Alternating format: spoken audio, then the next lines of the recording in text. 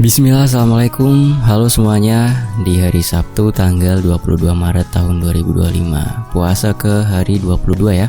Masih bersama saya Tony di Fakta Sejarah dalam kisah yang ditulis oleh Om Ras. Setelah menjalin hubungan dengan segala effort yang kuberikan, dia malah memilih rujuk dengan mantannya pada hari menjelang pernikahan kami. Ini dia selengkapnya dalam judul Orang Lama Tetap Menjadi Pemenangnya. Kisah misteri horor, romansa, rumah tangga, kearifan lokal tanah Kalimantan.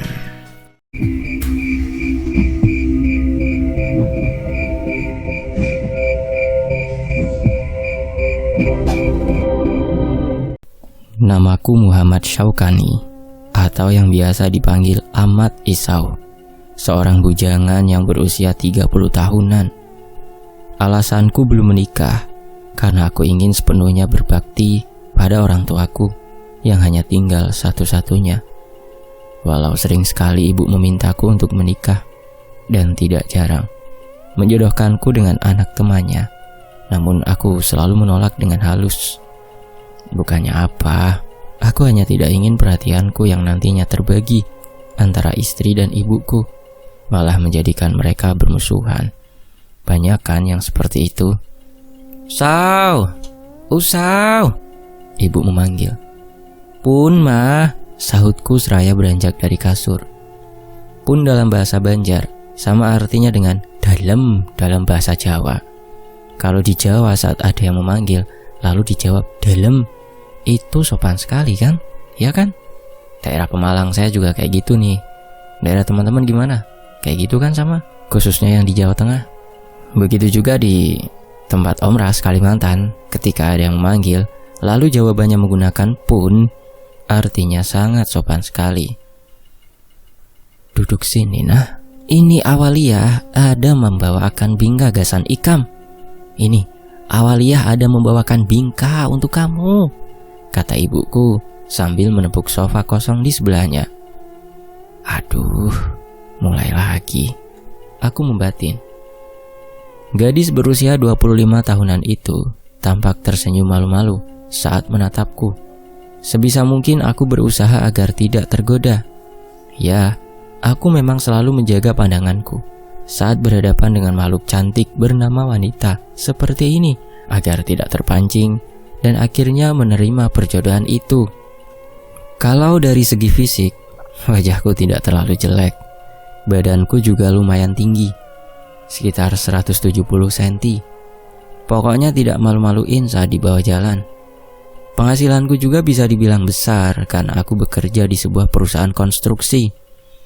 Setiap kali aku cuti, ibuku selalu berusaha membawa wanita-wanita yang entah beliau kenal dari mana untuk datang ke rumah dan dikenalkan padaku. Setelah aku duduk, ibu malah beranjak dengan alasan ingin buang air ke toilet. Ada-ada saja, gerutuku dalam hati. Di lain waktu, hari itu saat aku baru sampai rumah setelah nongkrong bersama teman-temanku, aku lihat ibuku sedang menangis di sofa ruang tamu. Bergegas ku hampiri. Pikiranku langsung menduga kalau ibu mungkin saja sedang sakit. Kenapa kamu tidak mau menikah, Saukani? Aku ingin sekali melihat kamu menikah, punya anak seperti kakak-kakakmu. Setiap hari aku berdoa kepada Allah agar dipanjangkan umur supaya bisa melihatmu menikah. Memangnya perempuan seperti apa lagi yang kamu inginkan itu? Kata ibuku sambil mengusap air matanya menggunakan ujung lengan baju.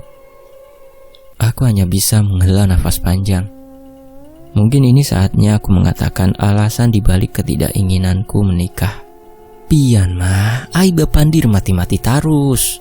Mama selalu saja bicara mati-mati terus. Aku gak mau mama begitu.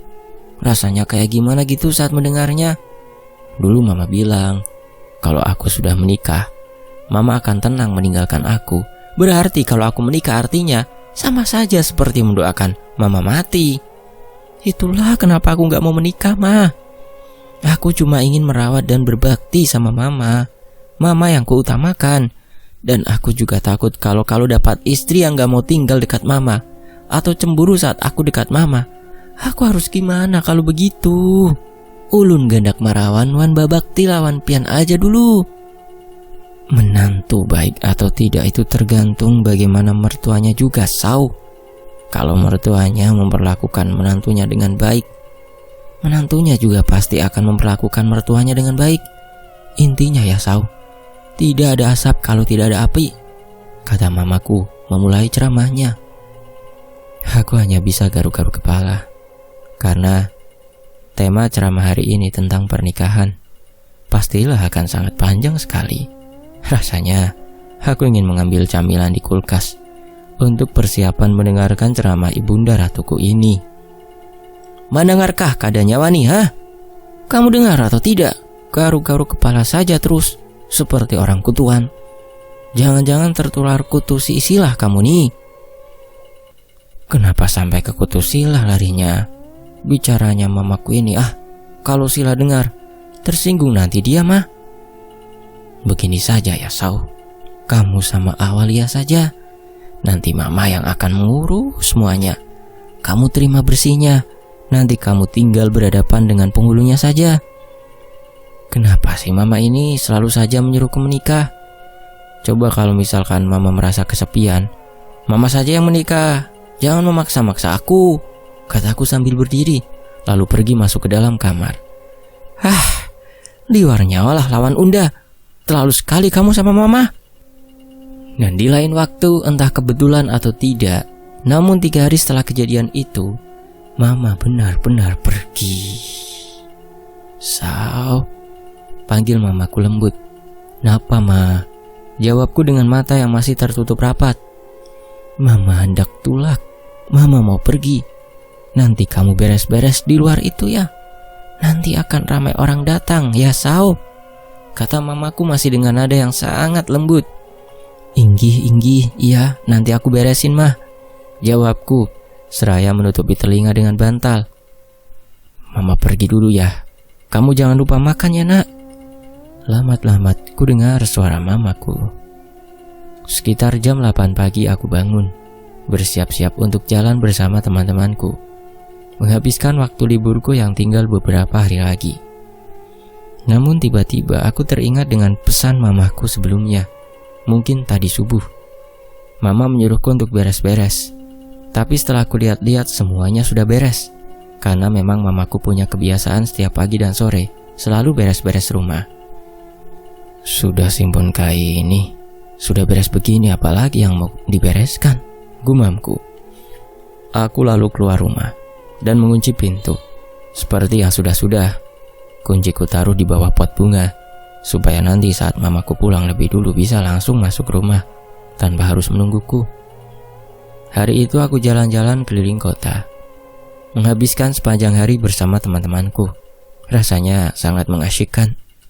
Walaupun di antara kami, akulah yang paling tua, karena memang teman-temanku ini adalah bujangan yang baru saja berusia 20-an.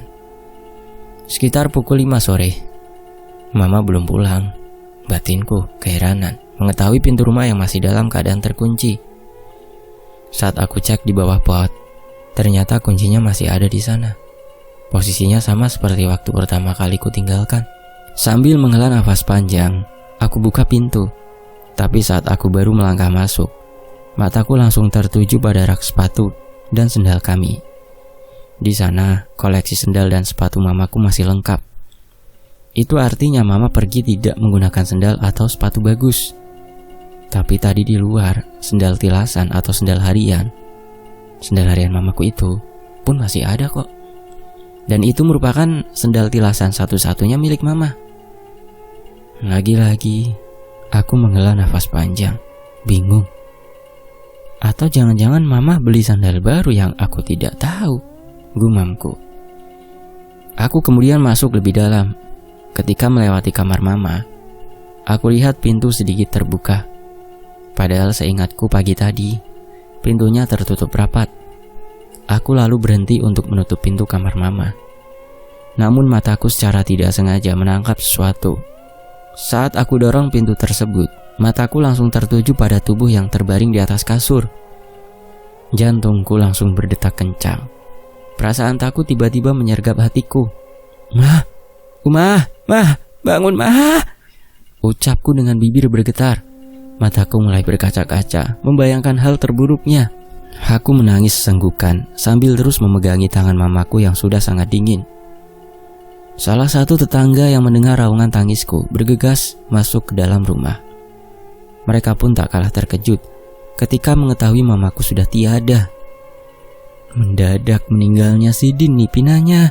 Sepertinya beliau meninggal mendadak karena kemarin kami masih mengobrol dan bercerita di teras. Beliau masih sangat sehat kemarin, ujar salah satu tetangga yang mulai berdatangan.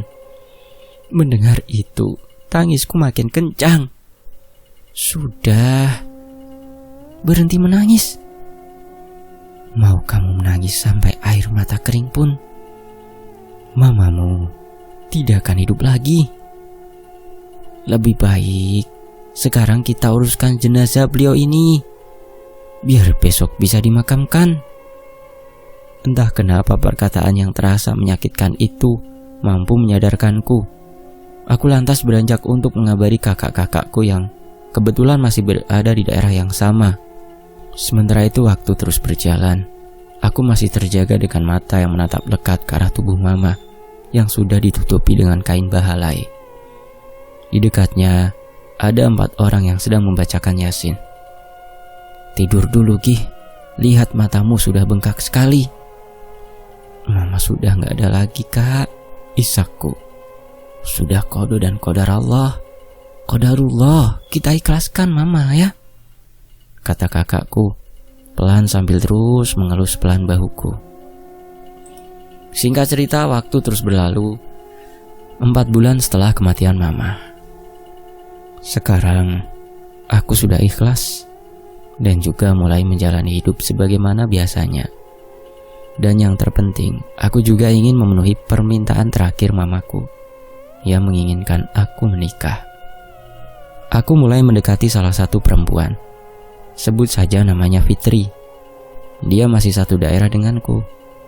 Namun percintaanku itu kandas setelah aku menangkap basah dia saat bermesraan dengan lelaki lain. Tak butuh waktu lama, aku langsung move on dan mencari perempuan lain. Akan tetapi aku kembali jomblo setelah beberapa kali putus. Dan sekitar 1 bulanan setelah putus dari pacar terakhirku, aku kembali dekat dengan seorang perempuan. Dia merupakan janda anak 1. Sebut saja namanya Lia. Aku kenal dia saat aku pergi ke kota Batu Licin. Entah kenapa perasaanku sangat berbeda saat aku berpacaran dengannya. Aku merasa ada sosok ibuku di dalam dirinya, bukan dari fisik, tapi dari perlakuan dan kelembutannya memperlakukanku. Aku benar-benar takluk pada perempuan ini. Beberapa kali aku diajak ke rumahnya, dan karena itu aku akhirnya menjadi dekat dengan anak dan keluarganya. Setiap kali aku berkunjung ke rumah mereka, mereka selalu memasakkan makanan kesukaanku. Aku seperti mendapatkan keluarga baru yang lengkap saat berada di dekat Lia. Dan menurutku, Lia tidak seperti mantan-mantanku yang dulu. Lia tidak matre dan tidak pernah meminta apapun dariku. Namun sebagai lelaki sejati dan punya penghasilan, aku selalu berusaha untuk memberikan apapun yang kemungkinan Lia suka. Seperti emas, uang, dan bahkan motor tanpa diminta. Aku ingat sekali raut wajah Lia ketika menerima kunci motor pemberianku. Matanya berkaca-kaca, tapi bibirnya tersenyum senang. Tapi perlu kujelaskan sedikit, kalau aku tidak pernah meminta timbal balik yang aneh-aneh padanya. Bagiku dia selalu sayang dan mencintaiku saja, itu sudah cukup. Di lain waktu, sayang, aku harus gimana ya? Rafli minta dibelikan sepeda, kata Lia saat aku ke rumahnya hari itu. Belikan saja yang, ucapku. Kamu kan tahu yang, kerjaanku cuma pelayan warung makan. Mana punya aku uang segitu untuk beli sepeda, kata Lia. Ini ATM-ku, kamu tahu PIN-nya kan? Kamu belikan sepeda untuknya ya, kataku seraya menyerahkan kartu ATM-ku pada Lia. Tapi seperti biasanya, Lia selalu menolak. Enggak yang, aku sudah banyak sekali memakai uangmu. Gak apa-apa lah sayang, kamu kan calon istriku. Lia tersenyum malu-malu. Senyumnya itu benar-benar menggemaskan. Beneran gak apa-apa? Tanya Lia lagi dengan nada manja. Iya sayangku, gak apa-apa. Tapi aku gak bisa antar ya. Lia mengangguk. Kamu tidur aja dulu Yang. Nanti aku pergi sama Rafli aja. Kasihan kamu kecapean, kata Lia seraya mengelus alisku dengan jarinya yang halus. Aku mengangguk dengan bibir tersenyum. Sore itu sebelum pulang dari rumah Lia, seperti biasa, aku terlebih dulu makan di dapur ditemani ayah dan ibunya. Sementara Lia sedang menemani Rafli bermain sepeda di halaman. Gimana bumbu kacangnya? Enak? Tanya ibunya Lia. Enak mah, jawabku dengan bibir tersenyum. Kapan rencananya kamu melamar Lia nak? Tanya ayahnya. Rencananya 2 bulan lagi bah. Dikit lagi tabunganku cukup. Tapi itu kamu belikan si Rafli sepeda. Itu uang ambil dari tabunganmu kan untuk menikah? Tanya ibu. Aku menggeleng pelan. Itu uang gaji yang baru masuk bulan ini mah. Rencanaku kesini memang untuk ngasih uang bulanan buat Lia. Jawabku yang langsung ditanggapi anggukan kepala dari kedua orang tua itu. Beruntung sekali dia mendapatkan kamu sebagai calon suaminya. Mengingat dulu, ia selalu diperlakukan tidak baik dan semena-mena oleh mantan suaminya, ujar ibunya Lia. Diperlakukan tidak baik seperti apa mah? Tanyaku pelan. Lia sering dipukuli. Bahkan pada saat hamil pun, mantan suaminya itu juga suka selingkuh. Saat ketahuan, bukannya insyaf dan minta maaf, malah si Lia yang dipukul habis-habisan. Kasar main tangan, gak ngasih nafkah. Begitulah mantan suaminya itu, cerita si ibu dengan raut sedih. Lia gak pernah cerita sama kami tentang perlakuan suaminya itu. Andai kami tahu dari awal, sudah lama kami suruh dia menceraikan lelaki bajingan itu. Sambung ayahnya Lia berapi-api. Aku menghela nafas panjang. Tak pernah Lia menceritakan kisah ini padaku, dan aku pun tak pernah menanyakan cerita di balik perceraian mereka pada Lia. Karena menurutku, semua orang berhak punya privasi tentang masa lalunya. Entah itu karena terlalu menyedihkan untuk dibahas, atau karena memang dia ingin atau sudah melupakan semuanya. Terlepas dari itu semua, bagiku yang terpenting saat ini, akulah yang akan menjadi masa depannya. Dan aku berjanji akan membuat dia menjadi ratu satu-satunya di rumahku. Tak akan kusia-siakan dia, itu tekadku. Setelah selesai makan, aku pun pamit pulang. Sayang, aku pulang dulu ya. Oh iya, nanti jangan lupa kasih mama abah uangnya ya, kataku pada Lia sebelum pulang. Abah, nanti kesini lagi ya. Makasih sepedanya bah, kata Rafli, membuatku tersenyum. Entah siapa yang mengajari anak itu memanggilku dengan sebutan abah. Yang pasti, aku sangat menyukai panggilan itu. Iya sayang, kamu hati-hati ya di jalan. Jangan lupa makan ya, kata Lia, lalu salim padaku. Diikuti oleh Rafli yang juga rebutan salim dan memelukku. Duh, indahnya. Mungkin kalau orang lain melihat adegan ini, pasti mereka berpikir kalau kami adalah sebuah keluarga yang harmonis, pikirku sambil tersenyum. Aku pergi dulu Yang. Dah Rafli, kataku seraya melambaikan tangan dari atas motor kesayanganku. Waktu berjalan, sebulan berlalu. Hari itu setelah menerima gaji, aku langsung melarikan motorku menuju kediaman keluarga Lia. Aku berniat mengantarkan uang bulanan untuk perempuan yang kucintai itu. Alis mataku sedikit berkerut ketika aku melihat sebuah motor metik yang cukup asing terparkir di halaman rumah itu.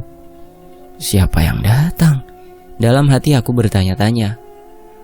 Setelah memarkirkan motorku, aku pun melepas helm dan bergegas masuk ke dalam rumah. Aku dengar ayahnya Lia sedang marah-marah. Entah siapa yang sedang dimarahinya itu. Aku penasaran, tapi berusaha untuk tidak peduli. Assalamualaikum. Tak terdengar jawaban dari salamku. Namun anehnya, Rafli berlari keluar dan langsung memelukku. Kenapa sayang? Tanyaku lembut. Abah datang, katanya sesenggukan. Iya, ini Abah datang. Kamu kenapa nangis? Habis dimarahi mama ya? Tanyaku lagi seraya menggendongnya. Anak itu menggeleng. Ia semakin membenamkan kepalanya ke dadaku. Ada apa ini? Seorang laki-laki keluar dari dalam rumah. Dan tanpa aba-aba laki-laki itu tiba-tiba memukulku. Aku yang sedang menggendong Rafli tak sempat menghindar. Aku terhuyung akibat pukulan mendadak itu. Aku letakkan Rafli ke bawah. Lalu ku balas pukulan dari laki-laki tersebut. Entah siapa dia, yang pasti aku tak terima dipukul secara tiba-tiba seperti itu. Aku dan laki-laki itu bergulat. Dari teras hingga ke tanah. Sayup-sayup ku dengar teriakan dia dan kedua orang tuanya. Beberapa orang tetangga berdatangan. Mereka berusaha untuk memisahkan aku dan laki-laki tersebut. "Ampi kau mengganggu biniku. Berhenti kau mengganggu istriku," ujar laki itu dengan wajah merah padam. Nafasku tak beraturan. Apa maksudnya? Istri? Jangan-jangan laki-laki itu merupakan mantan suami Lia. Ayah Lia mendekati laki-laki tersebut lalu menampar wajahnya berkali-kali. "Masih berani kamu mengakui anakku sebagai istri setelah apa yang kau lakukan padanya? Sampai kapanpun aku tidak akan menerima kamu lagi sebagai menantuku." Semua orang terdiam. Aku lihat Lia menangis sesenggukan sambil memeluk Rafli. "Kalau begitu serahkan Rafli padaku." Lagi-lagi sebuah tamparan dari ayahnya Lia mendarat di wajah laki itu. Prak! Entah berapa lama hal itu berlangsung, aku tak tahu, karena aku tak sempat melihat arloji di tanganku. "Maafin aku ya," isak Lia sambil mengobati luka di bibir dan pelipis mataku. "Gak apa-apa Yang, kamu gak salah kok." "Abang gak apa-apa?" tanya Rafli. "Gak apa-apa," jawabku seraya mengelus kepalanya. "Aku takut." "Takut kenapa? Kan ada aku. Aku gak akan membiarkan dia mengambil Rafli dari kamu. Lagi pula, Rafli ini anak laki-laki. Dia berhak ikut kamu." Lia menggeleng. Air matanya semakin deras mengalir. Aku benar-benar tidak tega melihatnya. "Supaya dia tidak mengganggumu dan Rafli lagi, aku rasa sebaiknya kita percepat saja pernikahan kita sayang," usulku. Lia mengangguk setuju.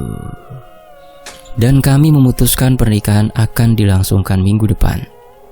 Jadi malam itu, aku langsung pulang ke kampung halamanku untuk mengabari saudara-saudaraku tentang kabar baik tersebut karena sangat mendesak. Jadi aku butuh bantuan saudara-saudaraku di kampung untuk menyiapkan semuanya. Namun 2 hari kemudian, Lia menghubungiku lewat telepon. Dan yang paling tidak habis pikir, dia mengatakan akan rujuk dengan mantan suaminya. Karena mantannya itu mengancam akan membakar rumah keluarga Lia kalau Lia tidak mau rujuk dengannya. Keputusan Lia itu tentu saja aku tentang habis-habisan. Aku tidak setuju perempuan yang tinggal beberapa hari lagi akan menjadi istriku itu merujuk kembali dengan mantan suaminya. Aku suruh dia laporkan ke polisi tentang ancaman tersebut. Namun kata Lia, dia tidak punya bukti kalau mantannya itu mengancam. Yang tahu tentang ancaman itu hanya Lia sendiri. Terisak, dia meminta maaf padaku. Dan di sini, tubuhku terasa lemas. Sedih dan kecewa benar-benar kurasakan saat aku dengar kata-kata itu. "Setelah semua yang aku lakukan, kamu lebih memilih dia kembali," ucapku dengan suara bergetar. "Maafin aku gak punya pilihan lain. Aku terpaksa, aku gak mau lebih banyak orang yang akan terluka karena aku," isak Lia sebelum menutup teleponnya. Aku terduduk. Mataku menatap semua barang-barang yang sudah disiapkan untuk lamaran dan nikahan yang tersusun rapi di lantai. Karena sudah terlanjur disiapkan, akhirnya dari inisiatif kakak tertua, mereka memutuskan melamar Awaliyah untuk menjadi istriku. Dan syukurnya, alhamdulillah, gadis itu mau menerimaku sebagai suaminya. Tak perlu waktu lama karena semuanya sudah siap. Lamaran, akad nikah dan resepsi kecil-kecilan itu pun dilangsungkan secara sederhana. "Kenapa kamu mau menikah denganku?" tanyaku pelan pada Awaliyah yang saat itu baru selesai membersihkan riasannya. "Karena aku menyukaimu," aku mengerutkan alis. Benarkah dia menyukaiku? Kenapa kau menyukaiku? Tanyaku lagi. Awaliyah tak menjawab. Dia hanya tersenyum malu-malu. Malam itu tak terjadi apa-apa pada kami. Kami sama sekali tidak melakukan malam pertama layaknya pasangan syah pengantin pada umumnya. Aku tidur membelakangi gadis itu. Di pikiranku masih terbayang wajah Lia yang sudah memutuskanku. Begitu saja. Pagi-pagi sekali, Awaliyah sudah bangun dan menyiapkan sarapan untukku. Gadis cantik yang kini sudah resmi menjadi istriku itu ternyata sangat pandai memasak. Ia tersenyum menatapku, lalu kubalas senyumnya. Maaf semalam ya. Ucapku berusaha berbicara selembut mungkin. Aku sadar, tak seharusnya aku melampiaskan kekesalanku pada gadis itu. Dia tak bersalah, dia justru penyelamatku. Ia menyelamatkanku dari rasa malu akibat gagal menikah. Karena calon istriku lebih memilih kembali rujuk dengan mantannya menjelang hari pernikahan kami. Awaliyah mengangguk. Tidak apa-apa, jangan terlalu dipaksakan untuk menyukaiku. Pelan-pelan saja. Aku siap untuk menunggu. Ucap gadis itu membuatku terharu. Kuraih tangannya, lalu kubawa duduk di sampingku. Aku tidak boleh menyia-nyiakan gadis sebaik ini. Aku hanya perlu membuka hatiku dan menjadikan Awaliyah sebagai satu-satunya wanita di hatiku. Ya, itu harus, batinku. Tolong suapi aku. Katanya makanan yang disuapi istri itu lebih enak. Pintaku sambil tersenyum. Awaliyah tampak salah tingkah. Wajahnya memerah karena malu. Beberapa bulan berlalu. Aku menjalani hari dengan status sebagai seorang suami. Dan aku merasa bersyukur dengan kehidupan baruku ini. Sayang, aku berangkat kerja dulu ya. Pamitku seraya mengecup kening istriku dan tak lupa aku juga mengelus perutnya. Istriku tersenyum. Kalau ada yang ingin kamu makan, suruh saja Dennis yang beli ya. Jangan pergi sendiri, pesanku. Awaliyah kembali mengangguk. Iya, jangan terlalu khawatir. Aku baik-baik saja kok. Ingat kata bidan, ibu hamil itu jangan capek-capek. Aku mengingatkan kembali pesan bidan beberapa hari lalu. Iya sayang. Baik, kalau ada apa-apa, telepon aku ya. Iya berangkat Gi, nanti terlambat, kata istriku dengan bibir tersenyum. Aku mengambil helm dan mengenakannya. Titip istriku ya Lin, kataku pada Linda tetangga kami yang saat itu sedang menyapu teras. Iyo, jawab Linda sambil tersenyum menatap istriku. Saat jam makan siang, telepon genggamku berdering. Awalnya aku kira itu telepon dari istriku, tapi ternyata itu dari nomor yang tidak kukenal. Aku memilih untuk mengabaikannya. Namun makin kuabaikan, nomor itu terus menelponku. Akhirnya dengan malas kuangkat. Kubiarkan orang itu berbicara lebih dulu. Kalau suaranya sama seperti yang mengabari ayahku ditangkap polisi tempo hari, maka akan langsung kututup. Masa iya ayahku yang sudah lama meninggal bisa ditangkap polisi? Yang, gimana kabarmu? Tanya suara di seberang telepon. Aku tertegun mendengar suara itu. Ya, itu adalah suara Lia, wanita yang pernah kucintai dulu. Aku menghela nafas panjang, berusaha menenangkan diri akibat jantungku yang berdetak sangat kencang. Baik, maaf ini siapa ya? Ujarku pura-pura tak mengenali suaranya. Aku Lia, jawabnya sangat pelan. Oh, gak ada yang mau dibicarakan lagi kan? Aku tutup ya, ujarku berusaha sedingin mungkin. Yang, aku udah cerai, ucapnya. Lalu masalahnya apa sama aku, ha? Udah ya, aku lagi kerja, kataku kasar. Aku baru berani laporin dia ke polisi setelah punya bukti. Yang aku rujuk pun cuma buat ngumpulin bukti. Kamu masih marah ya sama aku, kata Lia. Aku gak marah, malah aku berterima kasih atas keputusanmu waktu itu. Berkat itu aku akhirnya bertemu dengan perempuan yang menjadi istriku sekarang, ujarku, lalu menutup telepon itu. Nafasku terasa berat. Perasaan yang sebelumnya sudah terkubur kini perlahan-lahan mulai bangkit lagi. Enggak, ini enggak benar. Aku enggak boleh memikirkan dia lagi. Aku sudah punya istri dan sebentar lagi kami akan punya anak. Kehidupanku sudah sangat sempurna, batinku. Di lain waktu, Yang, panggilku pada Awaliyah yang sedang menyiapkan makan malam untukku. Iya, Tadi dia telepon aku. Siapa? Mantanmu ya? Tanya istriku pelan. Aku mengangguk. Oh, kamu gak marah? Kataku pada Awalia. Kenapa harus marah? Ujarnya balik bertanya. Aku lalu menceritakan apa yang tadi Lia katakan padaku. Aku lihat raut wajah Awalia berubah. Lalu gimana? Kamu mau balikan sama dia kah? Tanya istriku dengan suara bergetar. Enggak lah sayang. Laki-laki bodoh mana yang mau melepaskan istri sebaik kamu demi perempuan seperti itu? Aku cuma mau cerita jujur sama istriku. Bukan berarti aku mau balik sama dia. Ucapku sambil menggenggam erat tangannya. Awalia tersenyum. Makasih ya, sudah jujur sama aku, katanya. Besok HP-mu yang aku bawa ya. Kamu pakai HP-ku. Kalau dia ada telepon lagi, abaikan saja, kataku pada istriku, membuat senyum manis mengembang di wajahnya. Malam itu sepulang kerja, lebih dulu aku mampir di warung untuk membelikan makanan yang dipesan oleh istriku. Saat sampai di halaman rumah, aku lihat Awalia sudah menungguku di teras dengan bibir yang tersenyum. Aku membalas senyumannya, lalu mencium keningnya. Kok nunggu di teras? Dennis mana? Tanyaku. Dennis adalah keponakanku. Setiap hari dia selalu kusuruh ke rumah untuk menemani istriku. Sudah pulang? Tumben jam segini udah pulang. Biasanya dia menunggu sampai aku datang. Iya, soalnya dia kan harus belajar yang besok ulangan. Aku mengangguk. Selagi aku mandi, Awalia menyiapkan makan malam untukku. Ada cerita apa hari ini? Tanyaku seraya mengelus perutnya pelan. Mualnya udah berkurang yang, cuma kepala masih suka pusing. Aku juga jadi gak suka bau bawang, makanya gak bisa masakin makanan buat kamu. Maaf ya. Gak apa-apa. Kalau begitu kita beli makanan aja ya. Kamu gak usah masak dulu. Oh iya, kamu udah minum susu? Belum, susunya habis, lupa beli. Ya udah, nanti setelah makan aku belikan ya. Seperti janjiku sebelumnya, setelah makan aku pun pergi membeli susu untuk ibu hamil.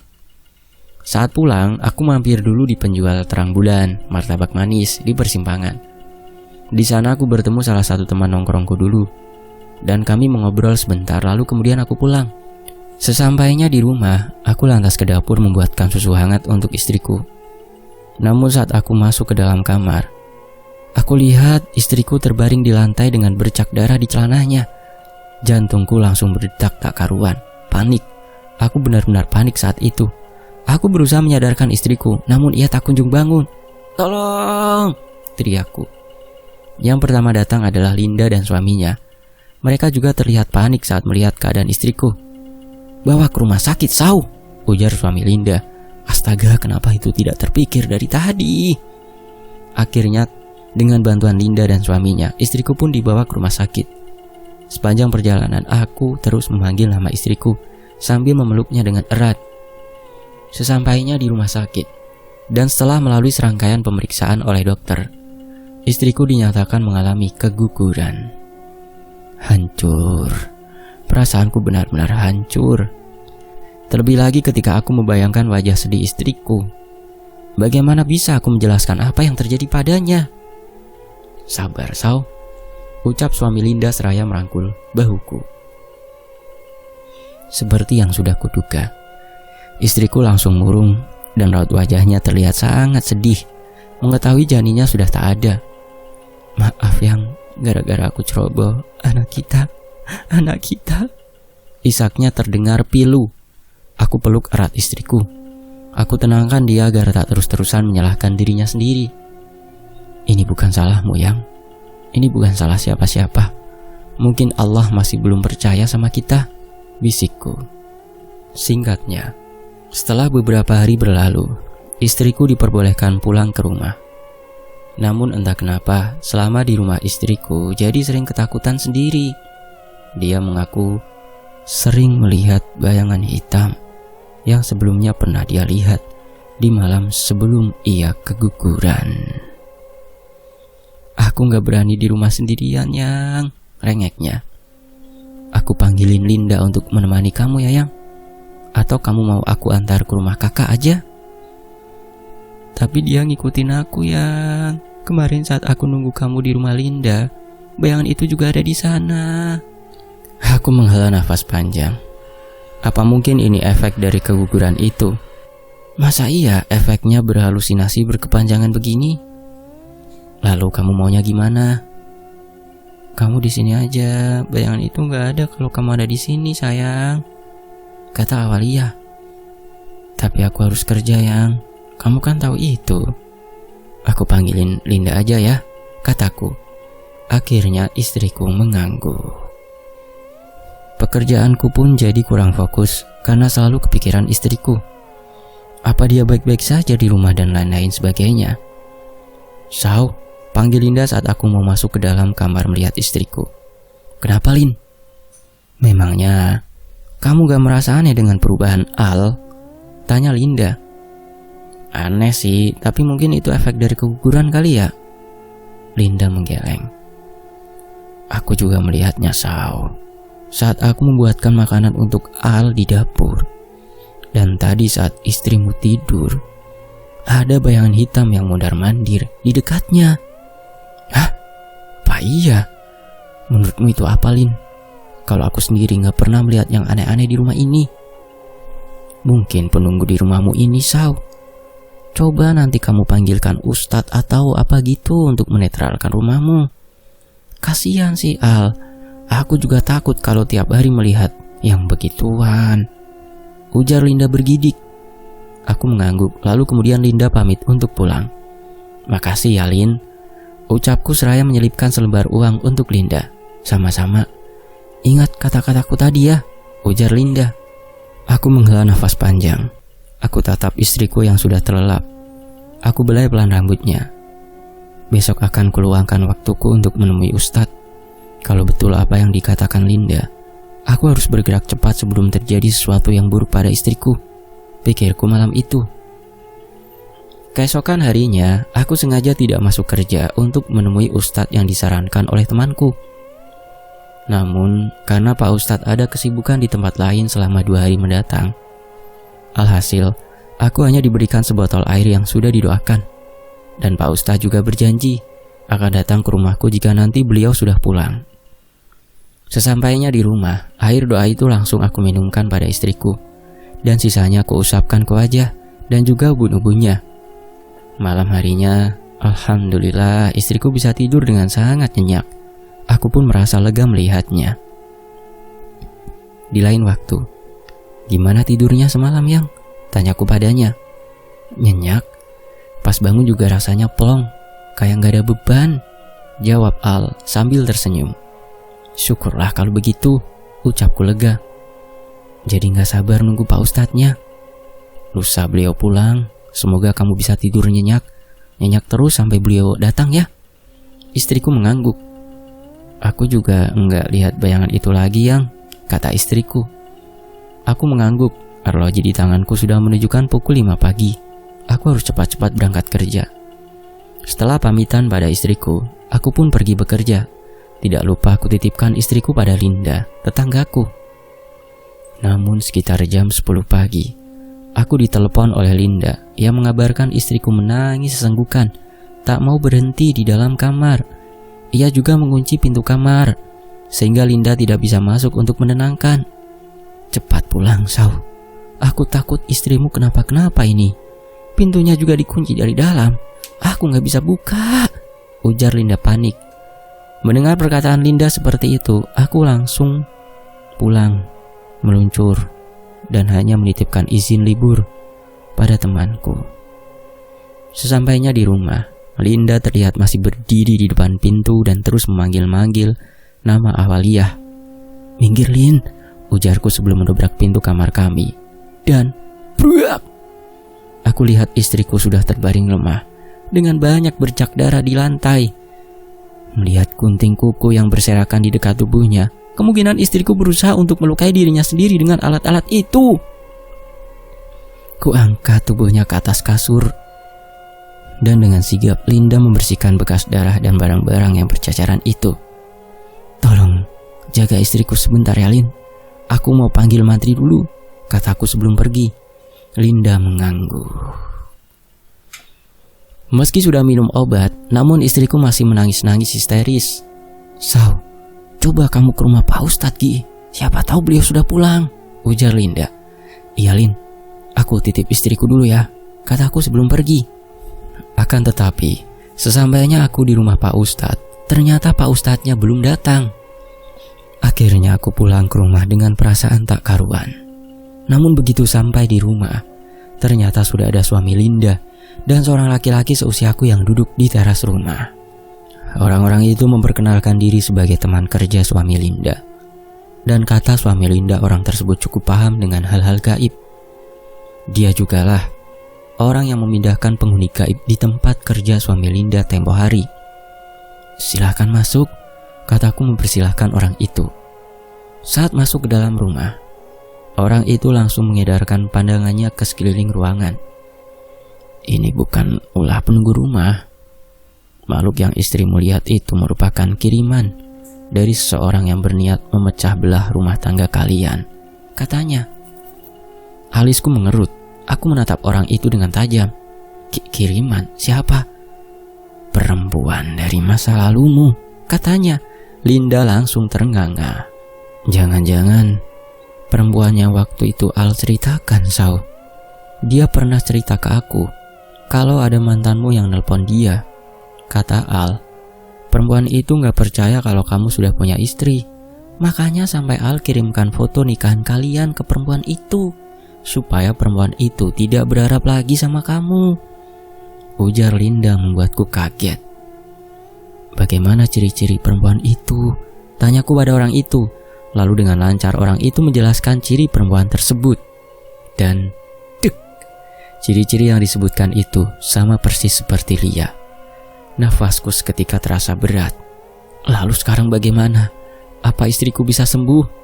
tanyaku. "Kita coba saja ya," ujar orang itu lalu duduk di dekat istriku. Matanya terpejam dan mulutnya mulai membaca doa. "Ambilkan air putih segelas," katanya pada Linda. Dengan cepat Linda bergegas ke dapur untuk mengambilkan air putih. Setelah didoakan, air itu diberikan padaku. Dan aku yang ditugaskan untuk meminumkannya pada awaliyah. "Usapkan air ini dari ubun-ubunnya hingga ke ujung kaki. Usap secara menurun, jangan turun naik," kata orang itu seraya memberikan gelas berisi air putih tersebut padaku. Aku mengangguk dan mengikuti instruksinya. Kemudian orang itu bersama suami Linda berjalan keluar kamar. Sayup-sayup, aku dengar dia meminta seember air pada suami Linda. Entah untuk apa air itu, aku pun juga tidak tahu. Tapi yang pasti, setelah malam itu, keadaan istriku mulai membaik dan normal kembali. Setelah ku ceritakan semuanya, Awalia memilih untuk mengikhlaskan apa yang telah terjadi. "Itu adalah ujian rumah tangga kita, dan alhamdulillahnya kita bisa bertahan melewati itu," ucapnya dalam pelukanku. Selesai. Demikianlah sebuah kisah dari Mas Muhammad Saukani dari Kalimantan yang ditulis oleh Om Ras. Terima kasih Om Ras sudah mengizinkan saya untuk membacakan ceritanya di Fakta Sejarah. Mohon maaf teman-teman kalau dalam bahasa Banjarnya kurang logatnya gitu ya. Saya juga pengen belajar sih. Mohon maaf ya kalau salah-salah. Sampai jumpa di kisah lainnya. Selamat berpuasa sampai berbuka nanti ya. Semoga lancar semuanya ya. Saya pamit. Wassalamualaikum warahmatullahi wabarakatuh. Tetap di Fakta Sejarah. Alhamdulillah.